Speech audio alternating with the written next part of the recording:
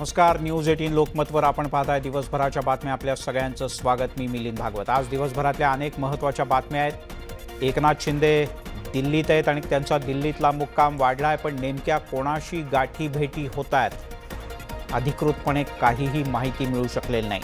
इकडे दसरा मेळाव्यावरून घमासान सुरू आहे. न्यायालयाचे दरवाजे ठोठावले गेलेत आणि मैदानाच्या बाहेर शड्डूही परस्परांच्या विरोधात ठोकले गेलेत.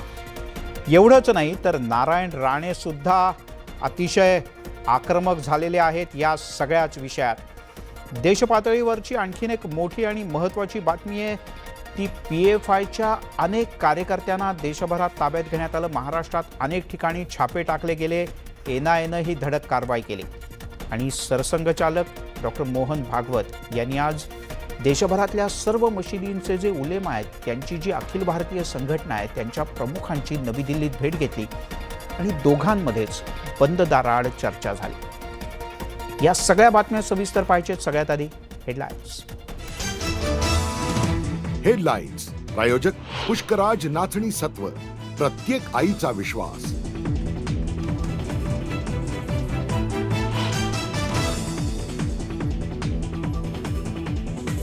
शिवाजी पार्कवरतीच दसरा मेळावा घेण्याचा शिंदे गटाचा प्लॅन. BKCचं मैदान फक्त बसेसच्या पार्किंगसाठी. न्यूज 18 लोकमतला सूत्रांची माहिती. मेळाव्याला राज्यभरातून 10,000 बसमधून कार्यकर्ते येणार.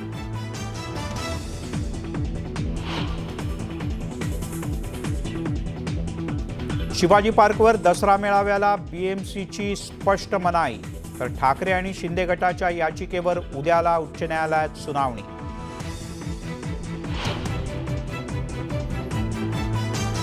पंतप्रधान मोदींना राखी बांधल्यावरून उद्धव ठाकरे यांची भावना गवळींवर टीका. भावना गवळींचंही उद्धव ठाकरेंना चोख प्रत्युत्तर.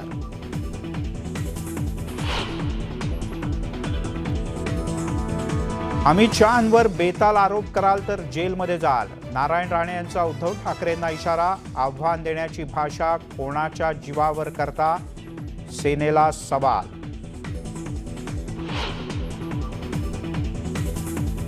वांद्रे वर्सोवा सीलिंगसाठी चेन्नईत नोकर भरती केल्याच्या आदित्य ठाकरे यांच्या आरोपांची पोलखोल. 1700 जागा मुंबईत भरल्या, फक्त 9 जागांसाठी चेन्नईत मुलाखती कागदपत्रातून समोर.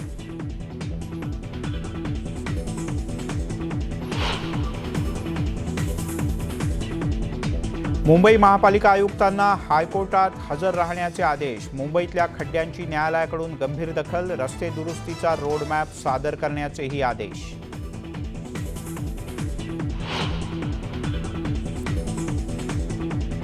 आणि हरियाणामध्ये परतीच्या पावसाचा अभूतपूर्व धुमाकूळ. 24 तासात 70 मिलीमीटरपेक्षा जास्त पाऊस झाल्यानं रस्त्यांच्या झाल्या नद्या.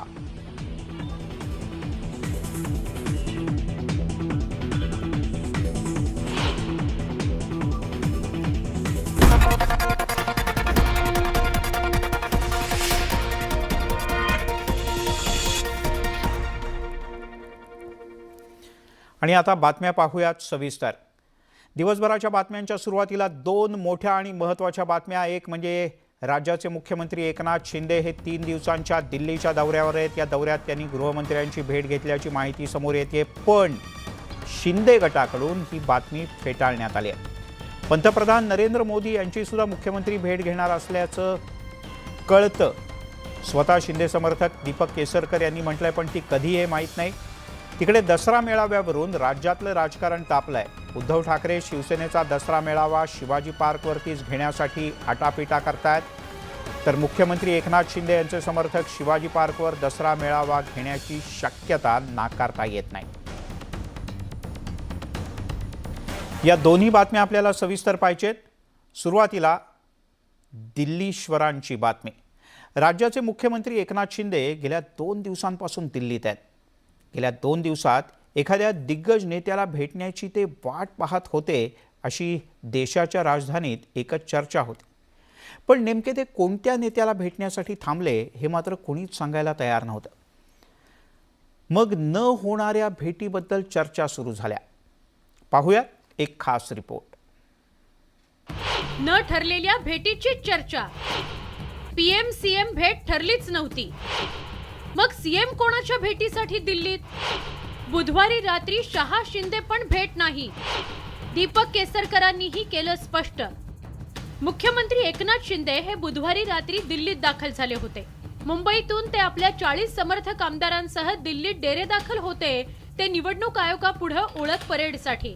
मात्र त्यांनी महाराष्ट्र सदनात शिवसेना राज्य प्रभारींची बैठक आणि मेळावाच घेतला. तसंच उद्धव ठाकरेंच्या गटप्रमुखांच्या मेळाव्यात दिलेल्या भाषणालाही याच कार्यक्रमात जोरदार प्रत्युत्तर देखील दिलं. मुख्यमंत्री एकनाथ शिंदे या कार्यक्रमानंतर बुधवारी रात्रीच मुंबईत परतणार होते. मात्र प्लॅन रद्द करून ते दिल्लीतच मुक्कामी थांबले. गुरुवारी दिवसभरात महाराष्ट्र सदनात दुपारपर्यंत कुठलीही हालचाल नव्हती. दरम्यानच्या काळात मुख्यमंत्री शिंदे हे पंतप्रधान नरेंद्र मोदी यांची भेट घेणार असल्याची माहिती पुढे आली. मात्र मुख्यमंत्री शिंदेंनी अशी कुठलीही वेळ मागितली नव्हती आणि शिंदे शहा भेट झाल्याच्या बातम्यांचंही शिंदे गटाचे प्रवक्ते तथा शालेय शिक्षण मंत्री दीपक केसरकर यांनी खंडन केलंय. PM साहेबांची भेट वगैरे असेल तर ह्या सगळ्या अगोदर ठरतात, म्हणजे त्या ठरवून नंतर दिल्लीला येतात CM. नाहीतर CM असं ठरवून येत नाहीत. किंवा काल रात्री एक न्यूज अशी देण्यात आली की अमित शहाजींना भेटायला गेले. मी तुम्हाला अगदी 100% कॉन्फिडेंटली सांगतो, अशा तऱ्हेची कुठलीही भेट अमित शहाजींची आणि आदरणीय मुख्यमंत्री महोदयांची झालेली नाही आहे.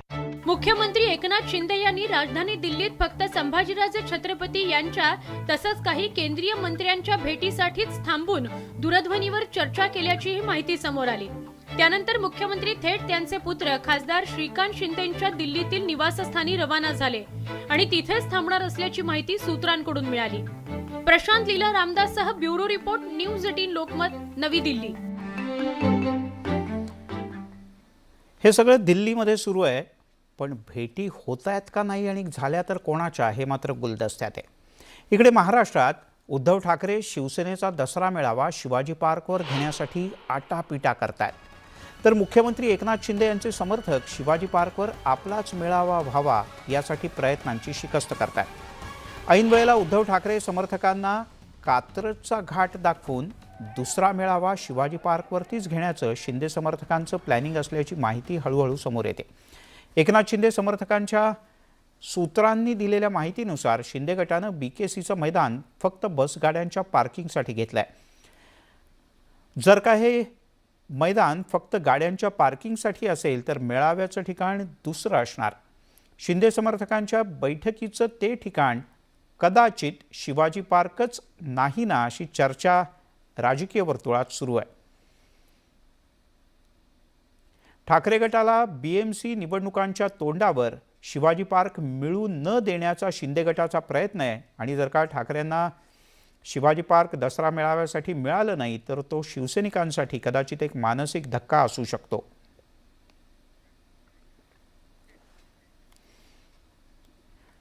नेमका शिंदे गटाचा दसरा मेळाव्याचा प्लॅन काय आहे, एक धावती नजर टाकूयात. संपूर्ण राज्यातून 10,000 बसगाड्यांच्या माध्यमातून कार्यकर्ते मुंबईत दाखल होतील. प्रत्येक जिल्ह्यासाठी सुमारे 250 ते 300 बसगाड्यांचं उद्दिष्ट समोर ठेवण्यात आलं आहे. नागपूर, उस्मानाबाद, नांदेड, नाशिक, कोल्हापूर इथून कार्यकर्ते रेल्वेनं मुंबईत येणार आहेत. तर अनेक खासगी गाड्या सुद्धा शिवसैनिकांनी आधीच मुंबईत येण्याकरता आरक्षित केलेत.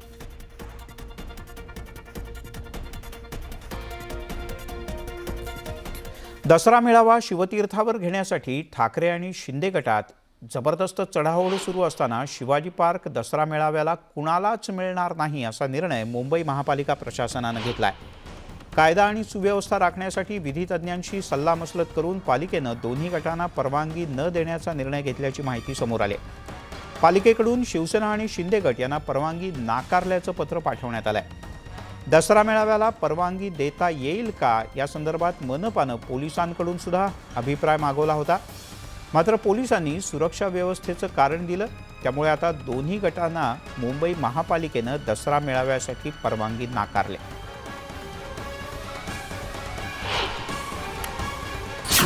शिवतीर्थावरून शिवसेनेची कोंडी, BMC कडून मैदान देण्यास नकार, शिवसेनेचा दसरा मेळावा अडचणीत. दसरा मेळाव्यावरून शिवसेना आणि शिंदे समर्थकांमध्ये संघर्ष पेटलेला असतानाच आता या प्रकरणाला नवं वळण लागलंय. कारण दसरा मेळाव्यासाठी दोन्ही गटाला मैदान उपलब्ध करून देण्यास मुंबई महापालिकेनं साफ नकार दिलाय. ही परवानगी नाकारताना विधी विभागाशी सल्लामसलत केल्याचा दावा महापालिकेनं केलाय. तसंच मुंबई पोलिसांकडूनही महापालिकेनं अभिप्राय मागवला होता. दसरा मेळाव्याला परवानगी दिल्यास कायदा आणि सुव्यवस्था बिघडण्याची शक्यता पोलिसांनी वर्तवल्याचा दावा महापालिकेनं केलाय. छत्रपती शिवाजी पार्क मैदान जे आहे पार्क, ते मैदानामधले 6 प्रोग्राम हे महानगरपालिकेच्या अखत्याखातीरमध्ये येतात. परंपरेनुसार कायम ते देत आले, पण रडीचा आणि कळीचा डाव खेळला जातोय. ज्या वेळेला आम्हाला शिंदे गट तिकडे मागतोय, ही स्क्रिप्ट ऑन भाजपाची आहे, पण शिंदे गट ती स्क्रिप्ट चालवत आहेत. शिवाजी पार्क मैदानावर मेळाव्यासाठी परवानगी मिळावी म्हणून शिवसेनेनं 22 ऑगस्टला महापालिकेकडे अर्ज केला होता. दरम्यान 8 दिवसांनी शिंदे समर्थकांनीही शिवाजी पार्कवर दसरा मेळाव्यासाठी महापालिकेकडे परवानगी मागितली. एकाच वेळी 2 अर्ज दाखल झाल्यामुळे महापालिका कोणती भूमिका घेणार याविषयी उत्सुकता निर्माण झाली होती. मात्र महापालिकेनं कायदा आणि सुव्यवस्थेचं कारण देत दोन्ही गटाला परवानगी नाकारली आहे. आमचं सुद्धा म्हणणं आहे की आमचा मेळावा शिवतीर्थावरच झाला पाहिजे, कारण बाळासाहेबांनी तयार केलेली ती परंपरा आहे आणि ती परंपरा कायम ठेवण्याचा अधिकार हा प्रत्येक शिवसैनिकाला आहे. आणि सर्वात जर कट्टर शिवसैनिक महाराष्ट्रामधला कोण शोधायचा असेल तर स्वतः ते शिंदे साहेब आहेत. एकीकडे दसरा मेळाव्यासाठी शिवाजी पार्क मैदान देण्यास महापालिकेनं नकार दिलाय, तर दुसरीकडे शिंदे समर्थकांना बीकेसी मैदानावर मेळावा घेण्यास MMRDAनं परवानगी दिलेली आहे. खरं तर शिंदे समर्थकांपाठोपाठ शिवसेनेनंही बीकेसीतील मैदानासाठी MMRDAकडे अर्ज केला होता. मात्र शिवसेनेचा अर्ज MMRDAनं फेटाळलाय. त्यामुळे शिवसेनेची मोठी कोंडी झाली आहे. आता शिवाजी पार्क मैदानाविषयी दाखल केलेल्या याचिकेवर उच्च न्यायालय कोणता निकाल देतं यावर सेनेच्या दसरा मेळाव्याचं भवितव्य अवलंबून असणार आहे. Bureau report, news 18 Lokmat. तिकडे शिवाजी पार्कवर दसरा मेळाव्यासाठी शिवसेनेला परवानगी मिळणार का नाही याचा निकाल लांबणीवर पडलाय. उच्च न्यायालयात गुरुवारी या संदर्भात सुनावणी झाली, पण त्यापूर्वीच मुंबई मनपानं पालिका प्रशासनानं दसरा मेळाव्याला उद्धव ठाकरे गट आणि शिंदे गट दोघांनाही परवानगी नाकारली होती. त्यानंतर शिंदे गटाकडून शिवसेनेच्या याचिकेच्या विरोधात उच्च न्यायालयात एक हस्तक्षेप याचिका दाखल करण्यात आली. त्यामुळे न्यायालयानं ही सुनावणी उद्यापर्यंत पुढे ढकलली आहे. सुधारित याचिकेची प्रत प्रतिवादींना द्यावी असे निर्देश खंडपीठानं दिले. आता ही सुनावणी शुक्रवारी दुपारी होईल.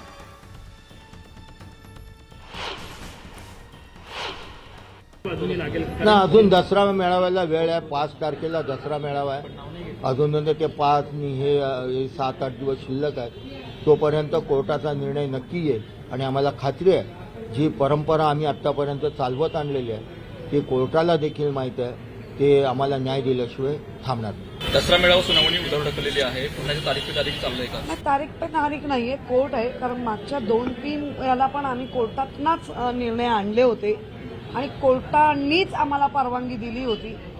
त्या अनुषंगाने कोर्ट परवानगी देईल अशी आम्ही आशा व्यक्त करू. आता उद्या त्यांचा बांद्र्यामध्ये आहे. उद्या बांद्र्यात बीकेसी मातोश्री देखील आहे. मग आम्ही उद्या असं म्हणायचं का की कायदा सुव्यवस्थेचा प्रश्न निर्माण होऊ शकतो? असा ही सगळी कारणं आहेत आणि त्यामुळे मला असं वाटतं की योग्य तो युक्तिवाद उद्या कोर्टात होईल आणि कोर्ट निर्णय देईल. कोणाच्याही परवानगीवर अजून कुठलाच विचार केलेला नाही. त्यांना मिळाला आहे, त्यांनी बीकेसीमध्ये घ्यावा. आम्ही दसऱ्यासाठी शिवाजी पार्क मैदान मागितलेलं आहे आणि ते आम्हाला मिळेल असा आमचा विश्वास आहे. राज्यातल्या आगामी निवडणुकांमध्ये इतिहासातल्या लढायांचे दाखले सुद्धा दिले जातील आणि त्या लढल्या सुद्धा जातील आज. कारण आदिलशाही आणि निजामशाही यांचा उल्लेख करून उद्धव ठाकरे यांनी भाजपच्या नेत्यांवर राजकीय बाण सोडले. अर्थात उद्धव ठाकरे यांच्या टीकेचा भाजपचे प्रदेशाध्यक्ष चंद्रशेखर बावनकुळे यांनी जोरदार समाचार घेतला. राज्यात पुन्हा इतिहासाची उजळणी. पालिका निवडणुकीत शिवकालीन संदर्भ. आदिलशाही निजामशाहीचा पुन्हा उदय. इतिहासातल्या स्वाऱ्या वर्तमानातली लढाई. मुंबई महानगरपालिका निवडणुकीच्या पार्श्वभूमीवर शिवसेना आणि भाजप दरम्यान राजकीय लढाई सुरू झाली आहे. मात्र या लढाईमध्ये राजकीय पक्षांसोबत इतिहासातील आदिलशाही आणि निजामशाही सुद्धा लढणार आहे. छत्रपती शिवाजी महाराजांनी स्थापन केलेल्या स्वराज्याचा आदिलशाही सोबत संघर्ष झालेला होता. अर्थात आता तो इतिहास झालाय. मात्र हा इतिहास आता पालिका निवडणुकीसाठी वापरला जातोय. स्वराज्यावर आदिलशहा आणि निजामशहा चालून आलेले होते याचा संदर्भ देत शिवसेना पक्षप्रमुख उद्धव ठाकरेंनी भाजपला जोरदार टोले लगावले. छत्रपती शिवाजी महाराजांचा इतिहास वाचत वाचत मोठे झालेले शिवसैनिक आहोत आणि त्याही वेळेला स्वराज्य स्थापन करताना आणि स्वराज्य स्थापन केल्यानंतर अनेक आदिलशाह, निजामशाह, हा शाह, तो शाह हे होते की नाही मला माहिती नाही, पण स्वराज्यावरती चालून आले होते. मध्ये येऊन गेले त्या कुळातले आत्ताचे शाह अमित शहा. पक्षाच्या वरिष्ठ नेत्यांवर टीका झाल्यामुळे भाजपचे राज्यातले नेते चांगलेच संतप्त झालेत. उद्धव ठाकरेंच्या भाषणात अनेकदा अफजल खान, कोथळा, मावळे असे शिवकालीन उल्लेख येतच असतात. मात्र आता शिवकालीन संदर्भाच्या आडून दिल्लीतल्या बड्या नेत्यांवर निशाणा साधण्यात आलाय. त्यामुळे उद्धव ठाकरेंच्या वक्तव्याची खिल्ली उडवत चंद्रशेखर बावनकुळे यांनी जळजळीत प्रत्युत्तर दिलंय. ते अत्यंत वाईट मनस्थितीमध्ये आहे आणि बावचळलेल्या परिस्थितीमध्ये असे विधान करताय. माननीय अमितभाई बद्दल सुद्धा त्यांच्याकडनं असे विधान अपेक्षित नाही आहे, पण भारतीय जनता पार्टी त्यांना योग्य वेळी उत्तर देईल. अमित शहाचा दौरा एवढा का झोपला? अमित शहा देशाचे गृहमंत्री आहेत, देशात कुठेही जाऊ शकतात. उद्या महानगरपालिका निवडणूक लागली तिथेही येऊ शकतात पक्षासाठी. तुम्हाला झोंबायचं कारण काय? चांगल्या शब्दात बोलता येत नाही.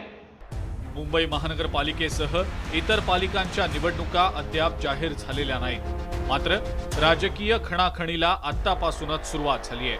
आगामी काळात ही राजकीय लढाई त्वेषानं लढली जाणार आणि या लढाईमध्ये इतिहासातल्या वेगवेगळ्या शाही आणि फौजा कुणाला मतांची मदत करणार हे आगामी काळात स्पष्ट होईल. Bureau report, news 18 Lokmat. Uddhav Thackeray यांचं कालचं भाषण हे निराशेचं भाषण होतं.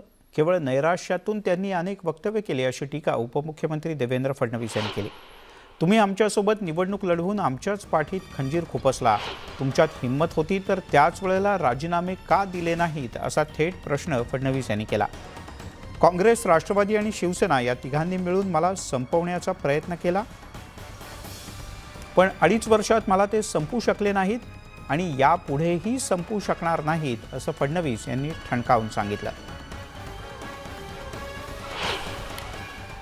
कालचं भाषण म्हणजे निराशेचं अरण्य रुदन होतं. माझा सवाल त्यांना असा आहे, आम्ही तर लेजिटिमेटली आणि लिगली निवडून आलो, मात्र ज्यावेळी आमच्यासोबत निवडून येऊन आमच्या पाठीत खंजीर तुम्ही खुपसला त्यावेळी का राजीनामे दिले नाहीत? त्यावेळी का निवडणुका घेतल्या नाहीत? तुम्ही काँग्रेस आणि राष्ट्रवादीसोबत आला नव्हता, तुम्ही आमच्यासोबत निवडून आला होतात. मोदीजींचा फोटो लावून निवडून आला होतात. हिंमत होती तर त्यावेळी राजीनामे देऊन निवडून यायचं असतं आणि काँग्रेस राष्ट्रवादीसोबत जायचं असतं. ते असंही म्हणाले की देवेंद्र फडणवीसांची शेवटची निवडणूक वगैरे. मी त्यांना एवढंच सांगू इच्छितो, मुद्दई लाख बुरा चाहे तो क्या होता है, वही होता है जो तकदीर में लिखा होता है. तुम्ही 2019लाही माझा शेवट करण्याचा प्रयत्न केला. तिघांनी मिळून एकत्रितपणे 2.5 वर्ष मला संपवण्याचा प्रयत्न केला, पण संपवू शकला नाहीत. यापुढेही संपवू शकणार नाही. मराठी माणसाला हद्दपार करणाऱ्यांमध्ये उद्धव ठाकरे यांचाच हात आहे. यांनीच मराठी माणसाच्या हिताचं बोलू नये. गद्दारांना दूध पाजलं म्हणणाऱ्या उद्धव ठाकरे यांनी सत्तेत असताना खोक्याच्या रूपात तूप खाल्लं असा थेट हल्ला भाजपचे नेते आणि केंद्रीय मंत्री नारायण राणे यांनी केला. तुम्ही अजून सुटला नाहीत, ईडी तुमच्या मागे आहे असा इशाराही त्यांनी दिला. उद्धव ठाकरे यांना आत्ता गटप्रमुख आठवले. 2.5 वर्षात सत्तेत असताना त्यांनी किती गटनेत्यांना भेटी दिल्या आणि मदत केली असा प्रश्नही राणे यांनी उपस्थित केला. भारतीय जनता पक्षात वाकड्या नजरेने जरी पाहिलं ना, जागेवर पुढे ठेवणार नाही आम्ही, हे माझं त्याला सांगणं आहे. यापुढे वाकड्या नजरेने पाहिलं आणि कोणालाही भारतीय जनता पक्षाच्या किंवा आमच्या मित्र एकनाथ शिंदे याच्या सहकार्यानं जराही केसाला धक्का लागला ना, तर महाराष्ट्रात फिरूनच दाखव, बघू आपण काय ते. तुम्ही आता हे रे अमू आसमान दाखवा.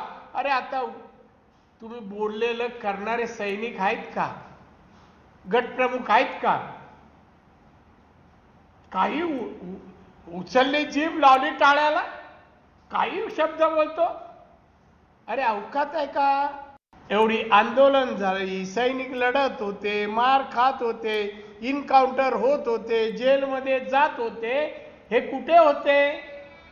आपल्या पूर्ण आयुष्यात 62 वर्षात चालू आहे, कोणा कानफडत तरी मारलं का विरोधकाला? कोणाला? पक्षवाढीसाठी संघर्ष कधी केला? याला मराठीत म्हण आहे, काही न करता सरळ मुख्यमंत्र्यावर आले तेव्हा मी म्हणालो होतो एक वाक्य, हे आयत्या बिळावर नागोबा आहे, आयत्या बिळावर. केंद्र सरकार आणि गृहमंत्री अमित शहा यांच्याबद्दल ते जे काय बोलले आणि एकूणच त्यांचं जर भाषण पाहिलं तर निराशेच्या भावनेतून हे केलेलं भाषण आहे. मुख्यमंत्री पद गेलं आणि म्हणून भाषण आहे. आणि आता एक मोठी बातमी. पीपल्स फ्रंट ऑफ च्या PFIच्या संघटनेच्या विरोधात NIAनं देशभरात कारवाईचा बडगा उगारला. गुरुवारी रात्रीपासून देशातल्या एकूण 13 राज्यांमध्ये एकाच वेळेला धाडी घालण्यात आल्या. 100पेक्षा जास्त जणांना NIAनं गजाआड केलाय. NIAच्या या कारवाईमुळे PFIचं धाबदण आणलंय.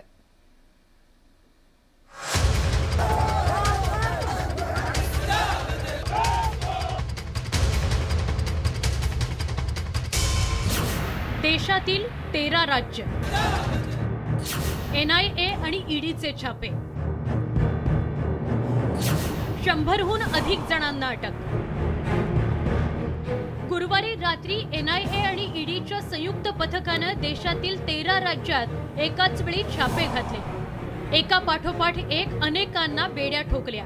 या छापे आणि अटक सत्राविरोधात PFIच्या कार्यकर्त्यांनी आंदोलनाचा पवित्रा घेतला. आसाम, आंध्र प्रदेश, दिल्ली, कर्नाटक, केरळ, मध्य प्रदेश, महाराष्ट्र, पुद्दुचेरी, तमिळनाडू, उत्तर प्रदेश, राजस्थान या राज्यात NIAच्या पथकानं धडाकेबाज कारवाई केली. मात्र NIA आणि EDच्या संयुक्त कारवाई विरोधात केरळ, तमिळनाडू, कर्नाटक आणि राजस्थानातील PFIच्या कार्यकर्त्यांनी रस्त्यावर उतरून आंदोलन केलं. या कारवाईत NIAनं देशातील जवळपास 100हून PFIच्या पदाधिकाऱ्यांना बेड्या ठोकल्या. दिल्लीतील PFIचं कार्यालयही या कारवाईतून सुटलं नाही. दिल्लीच्या राष्ट्रीय कार्यालयातून उत्तर भारतात PFIच्या साहित्याचा प्रचार केला जात असल्याचं उघड झालंय. जबरदस्ती गेट पीटा, उन्होंने गेट खोली, बहसबाजी होती थी, मतलब गेट खोली, बस इतना ही कह रहे थे. मैं कह रही थी पहले वो है ही नहीं तो मैं गेट खोल के क्या करूँगी, तो नहीं वो घर के अंदर ही है. मैं वहाँ इस पर बहुत सारी पुलिस आ गई, यहाँ पे लेडीज भी आ गई, और मैं अगर आप गेट नहीं खोलेंगी तो मैं ताला तोड़ के भी अंदर आ जाऊँगा, मुझे सब हक है. मैंने फिर उनसे पूछा कि आपके पास क्या वारंट है अंदर आने का. उन्होंने कहा कि मेरे पास वारंट पेपर है, मैं ऐसे नहीं आया हूँ. NIAच्या पथकानं कोलकाता जिल्ह्यातही PFIच्या कार्यालयावर छापे घातले. एकीकडे NIA आणि EDनं PFIच्या पदाधिकाऱ्यांची धरपकड सुरू केली होती, तर दुसरीकडे केंद्रीय गृहमंत्री अमित शहा यांनी राष्ट्रीय सुरक्षा सल्लागार अजित डोभाल, NIA प्रमुख आणि IBच्या वरिष्ठ अधिकाऱ्यांची बैठक घेतली. केंद्रीय तपास यंत्रणांची बऱ्याच कालावधीपासून PFIच्या हालचालींवर नजर होती. या संघटनेला आखाती देशातून आर्थिक रसद पुरवली जात असल्याचं तपासात समोर आलंय। लगातार इस बात की जो आशंका थी वह सच साबित हो रही है कि सिमी जो एक राष्ट्र विरोधी गतिविधियों में संलिप्त रहने वाला संगठन था, उसी का बदला हुआ रूप पीएफआई है। आज की जो भी छापेमारी है वह एनआईए के माध्यम से की जा रही है और देश विरोधी कोई भी गतिविधि न प्रदेश में और न देश में अब स्वीकार नहीं की जा सकती। या संघटनेच्या काही पदाधिकाऱ्यांनी पाकिस्तानची वारी केल्याचंही उघड झालंय। त्यामुळे एनआयएनं पीएफआय विरोधात कारवाईचा बडगा उगारलाय। Bureau report, news 18 Lokmat. आपण पाहताय दिवसभराच्या बातम्या। शिवसेनेचे युवा नेते आदित्य ठाकरे यांनी फॉक्सकॉन आणि ड्रग बल्क पार्क या प्रकल्पावर टीका केली। महाराष्ट्रातून हे प्रकल्प पळवल्याचा आरोप करून त्यांनी खळबळ उडवून दिली। यानंतर त्यांनी वांद्रे वर्सोवा सीलिंग प्रकल्पाच्या कामगारांच्या भरतीबद्दल सुद्धा गंभीर आरोप केला। मुंबईतल्या जागांसाठीच्या मुलाखती या चेन्नईत झाल्याचं त्यांचं म्हणणं होतं। शिवसेनेच्या शिंदे समर्थकांनी मात्र आदित्य ठाकरे यांच्या आरोपांमधली हवा काढून टाकली आणि काही पुरावे सादर केले। शिंदे गटाचे आमदार किरण पावसकर यांनी ॲप्को कंपनीच्या मुलाखतींची कागदपत्रच माध्यमांसमोर ठेवले। या मुलाखतीमधून 1750 कामगारांची भरती करण्यात आली। फक्त 9 जागांसाठीच्या मुलाखती चेन्नईत झाल्याचं त्यांचं म्हणणं आहे।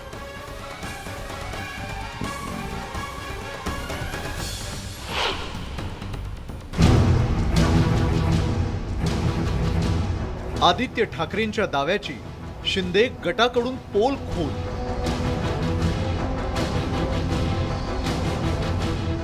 ॲप्को कंपनीच्या फक्त 9 जणांच्या चेन्नईत मुलाखती। 1755 उमेदवारांची मुंबईतूनच निवड। आदित्य ठाकरेंनी फॉक्सकॉन आणि बल्क ड्रग्स पार्क प्रकल्प महाराष्ट्रातून पळवल्याचा आरोप करून खळबळ उडवून दिली। त्यानंतर त्यांनी वांद्रे वर्सोवा सीलिंग प्रकल्पाच्या कामगारांच्या भरतीबाबत आरोप केला। मुंबईतल्या जागांसाठीच्या मुलाखती चेन्नईमध्ये झाल्याचा आरोप त्यांनी केला। पण पुढे जात असताना जॉबसाठी आमच्या महाराष्ट्रातल्या मुलांनी किंवा इथे जे सगळ्या देशातून सगळ्या राज्यातून मुलं येतात आमच्या महाराष्ट्रात, स्वप्न घेऊन येतात रोजगाराची, त्यांनी इथे वॉकिंगसाठी का संधी नाही? आणि मग ह्याच्यातून 2 गोष्टी स्पष्ट होतात। एक, हे सगळं जे चाललेलं आहे ते मुख्यमंत्री महोदयांच्या सहमतीने चाललेलं आहे, आणि जर नसेल तर मुख्यमंत्री महोदयांचं लक्ष आहे तरी कुठे? चेन्नईमध्ये वॉक इन इंटरव्ह्यू, चेन्नईमधलं जे सरकार आहे, डीएमकेचं सरकार आहे, ते उत्कृष्ट काम करत आहे। मग आर्थिकदृष्ट्या असेल, पर्यावरणासाठी असेल, मी रोज बघत आहे, तिकडच्या फायनान्स मिनिस्टरचे इंटरव्ह्यूज देखील बघत आहे। आणि तिकडे जर हे काम असतं आणि इथे जर इंटरव्ह्यू असता तर तिकडच्या देखील भूमिपुत्रांनी किंवा तिकडच्या देखील राजकीय पक्षांनी विचारलं असतं की अरे जर आमच्याकडे काम आहे, चेन्नईमध्ये काम आहे, तर मुंबईत इंटरव्ह्यूज कशाला? शिवसेनेच्या शिंदे समर्थकांनी आदित्य ठाकरेंच्या आरोपांमधली हवाच काढून घेणारे पुरावे सादर केलेत। किरण पावसकर यांनी ॲप्को कंपनीच्या मुलाखतींची कागदपत्रच माध्यमांसमोर आणली आहेत। पावसकरांच्या दाव्यानुसार जानेवारी 2022 पासून ऑगस्ट 2022 पर्यंत कंपनीनं मुंबईत मुलाखती घेतल्या। या मुलाखतींमधून 1750 कामगारांची भरती केली। महाराष्ट्रामध्ये ॲप्को इन्फ्राटेकचे इंटरव्ह्यू जे झालेले आहेत, तो पहिला इंटरव्ह्यू झालेला आहे 27/1/22ला आणि शेवटचा इंटरव्ह्यू मुंबईमध्ये झालेला आहे तो 28/8/22ला। मुंबईमध्ये ॲप्को कंपनीला आवश्यक असं मनुष्यबळ मिळालं नसल्यानं त्यांनी चेन्नईत मुलाखती घेतल्याचा थोडासा न पटणारा दावा केलाय। 3 ठिकाणी मुंबईमध्ये इंटरव्ह्यू झालेत, कॅन्डिडेटचं सिलेक्शन झालं, सिनियर मॅनेजर, DCM आणि ज्या 9 पोस्ट आहेत मॅनेजरच्या त्या इकडे न मिळाल्यामुळे त्यांचे इंटरव्ह्यू त्यांना चेन्नईला कंडक्ट करावे लागले। आदित्य ठाकरेंनी प्रकल्प पळवण्यासंदर्भात जेव्हा भूमिका मांडली ती राजकारण विरहित भूमिका होती असा संदेश महाराष्ट्रात गेला होता। पण ॲप्कोचे दावे पाहिल्यास आदित्य ठाकरेही निव्वळ राजकीय भूमिकेतून आरोप करतायत की काय अशी चर्चा सुरू झाली आहे। उदय जाधव, न्यूज 18 लोकमत, मुंबई। तिकडे दापोलीतला साई रिसॉर्टच्या बेकायदा बांधकामावर हातोडा पडणार आहे। रिसॉर्टमध्ये बेकायदा बांधकाम झालंय हे वेगवेगळ्या यंत्रणांनी सुद्धा आता सांगितलंय। आता या बेकायदा रिसॉर्टची मालकी कोणाची यावरून आरोप प्रत्यारोप सुरू झाले आहेत. किरीट सोमय्या यांनी हे रिसॉर्ट बांधताना अनिल परब यांच्या नावे वीज कनेक्शन घेतल्याचा दावा केला. या संदर्भात काही पुरावे त्यांनी दिले आहेत. पण अनिल परब यांनी आपला साई रिसॉर्टशी संबंध नसल्याचं पुन्हा एकदा ठासून सांगितलं आहे.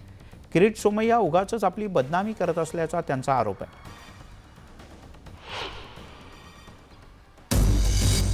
दापोलीचा रिसॉर्ट नक्की कुणाच्या मालकीचा? वीज कनेक्शन परब यांच्या नावावर असल्याचा आरोप. रिसॉर्ट सदानंद कदमांचा असल्याचा परबांचा दावा. दापोलीतल्या साई रिसॉर्टच्या बेकायदा बांधकामावर हातोडा पडणार आहे. रिसॉर्टमध्ये बेकायदा बांधकाम झालं हे वेगवेगळ्या यंत्रणा सांगतायत. आता या बेकायदा रिसॉर्टची मालकी कुणाची यावरून आरोप प्रत्यारोप सुरू झालेत.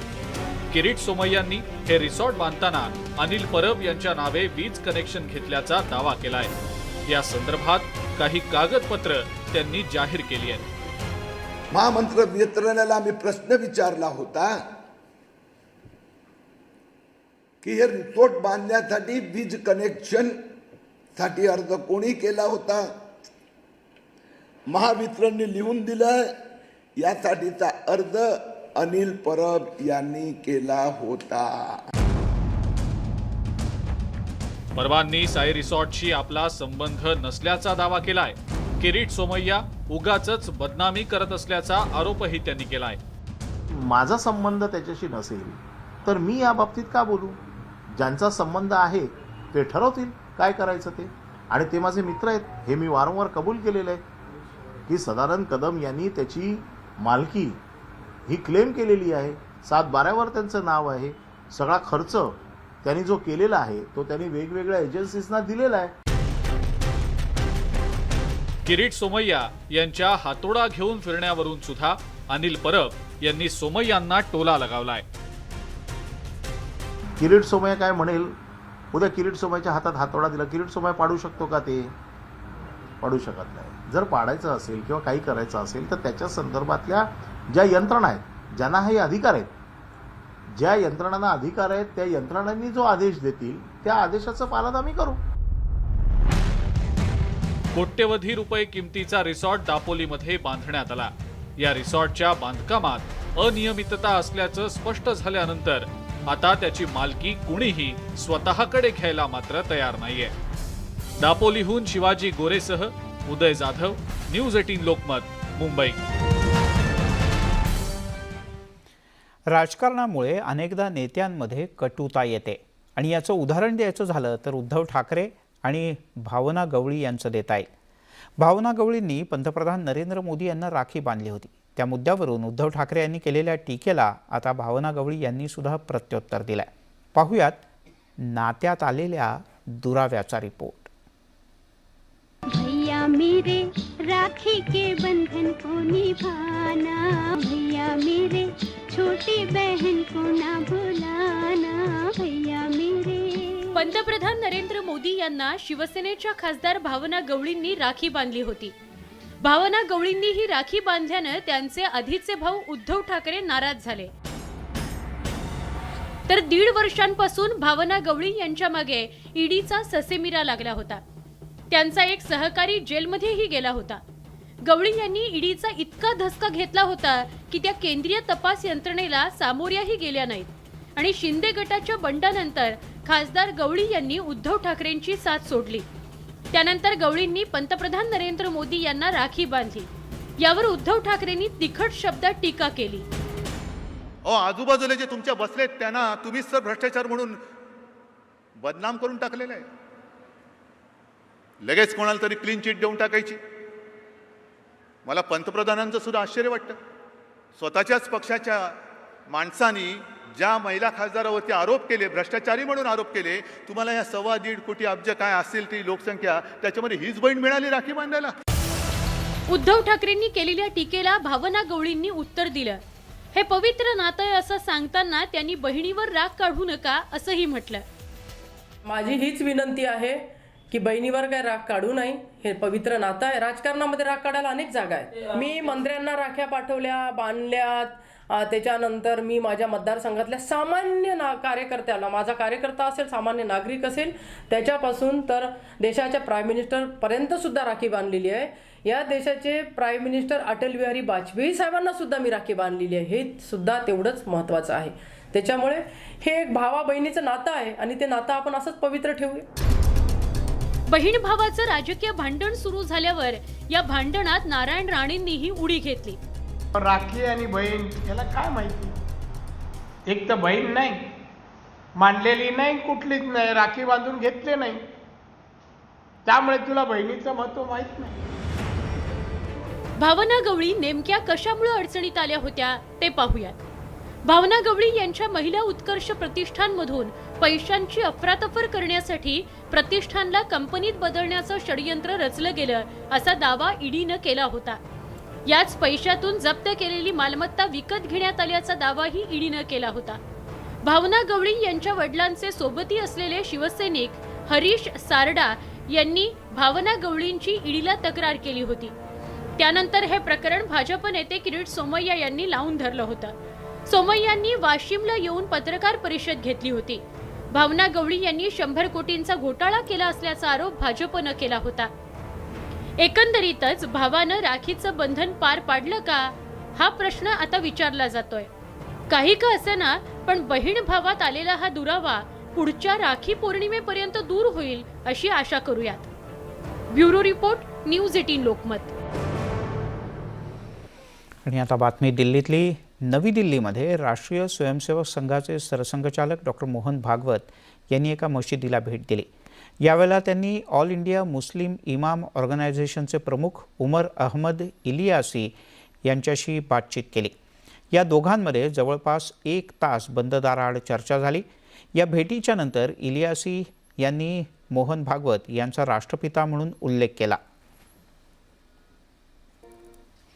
आपण पाहताय दिवसभराच्या बातम्या. आगामी लोकसभा निवडणुकांच्या पार्श्वभूमीवर भाजपनं मिशन महाराष्ट्र सुरू केलंय. गेल्या वेळेला कमी मतांच्या फरकानं पराभूत झालेल्या लोकसभेच्या जागांवर भाजपनं लक्ष केंद्रित केलंय. बारामती लोकसभा मतदारसंघ हा त्यापैकीच एक. मात्र भाजपचे हे मिशन बारामती यशस्वी होणार का?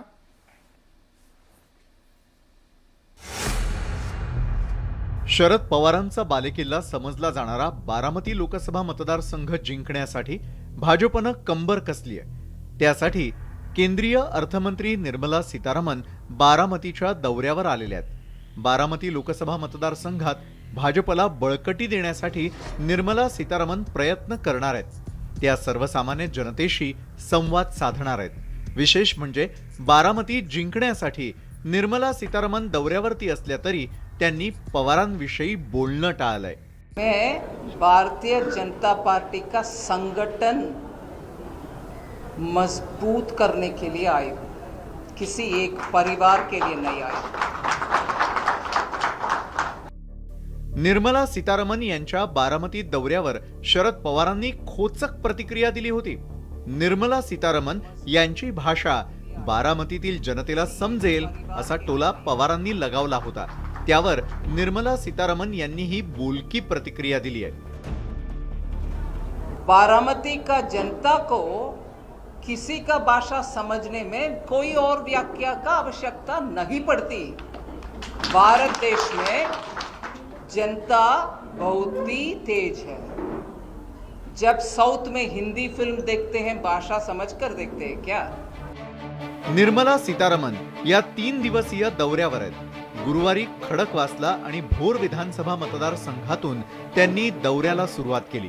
शुक्रवारी त्या पुरंदर, दौंड आणि बारामतीमधील सरकारी योजनेच्या लाभार्थ्यांशी संवाद साधणार आहेत. तर शनिवारी त्यांच्या दौऱ्याची सांगता होणार आहे. जास्तीत जास्त संख्या पक्षाची वाढावी आणि ज्या ठिकाणी आपल्या पक्षाचा उमेदवार निवडून आलेला नाही, हे साहजिकच पक्ष म्हणल्यानंतर पक्षाची अपेक्षा असते. त्यामुळं प्रांत अध्यक्ष असतील किंवा राष्ट्रीय अध्यक्ष असतील त्यांची ती भूमिका असेल.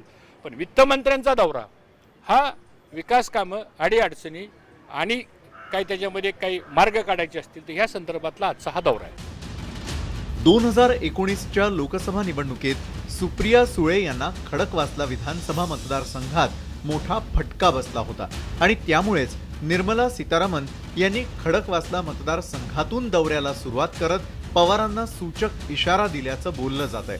मात्र भाजप मंत्र्यांच्या या दौऱ्यामुळं खरंच भाजपच्या मताधिक्यात वाढ होणार का, हाच खरा प्रश्न आहे. व्हिडिओ जर्नलिस्ट सचिन हंचाटेसह वैभव सोनवणे, न्यूज 18 लोकमत, पुणे. चंद्रपुरात एक महत्त्वाची बातमी. चंद्रपूरमध्ये 20 टन वार्षिक क्षमतेची पेट्रोलियम रिफायनरी स्थापन करणार अशी घोषणा केंद्रीय पेट्रोलियम मंत्री हरदीप सिंग पुरी यांनी केली. चंद्रपूर लोकसभा मतदारसंघावर लक्ष केंद्रित करण्यासाठी पुरी यांची पक्षाकडून नियुक्ती करण्यात आली. महाविकास आघाडी सरकारनं रत्नागिरी इथला प्रकल्प रखडवला असं सांगत आता 20 टन क्षमतेची रिफायनरी चंद्रपुरात स्थापन करू अशी घोषणा त्यांनी केली. उन्होंने कहा कि चंद्रपुर जैसे स्थान में एक पेट्रोलियम रिफाइनरी होनी चाहिए, तो मैंने कहा मैं अपनी तरफ से पूरी कोशिश करूंगा. और जो दूसरी आपकी महाराष्ट्र में पहली सरकार थी जिसमें आपने देखा कि एक 60 million metric tonne per annum की हम रिफाइनरी रत्नागिरी में लगाने वाले थे, उस सरकार ने लैंड एक्विजिशन में वो सारा प्रोजेक्ट डिरेल किया. उसको हम रिक्लेम कर रहे हैं और कोशिश करेंगे एक 20 million metric tonne per annum की रिफाइनरी चंद्रपुर में भी लगे.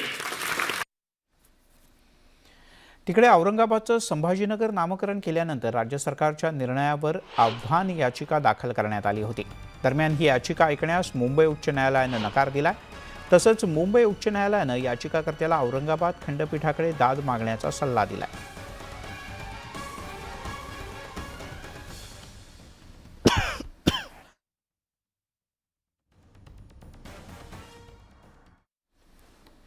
अहमदनगरच्या श्रीगोंदा तालुक्यातील बिबट्याचा एक व्हिडिओ सध्या चांगलाच व्हायरल झालाय. शेतामध्ये कामाला जात असताना काही शेतकऱ्यांना बिबट्या दिसला. इथल्या पडीक शेतामध्ये बिबट्या थकलेल्या अवस्थेत पडला होता. तो काहीच करत नसल्याचं पाहून तसंच हल्ला करणार नाही याची खात्री पटल्यानंतर ग्रामस्थांनी त्याच्याजवळ गर्दी केली. काहींनी त्याच्यासोबत फोटो काढले तर काहींनी त्याला कुरवाळलं. मात्र त्या घोळक्यामधल्या एकाही माणसाला या मुक्या जनावराच्या वेदना समजल्याच नाही. त्यानंतर आजारी अवस्थेत सापडलेल्या बिबट्याचा काही काळानं मृत्यू झाल्याचं कळतं. आता या बिबट्याला त्रास देणाऱ्या नागरिकांवर कारवाई होणार का असा प्रश्न काही जण विचारतात.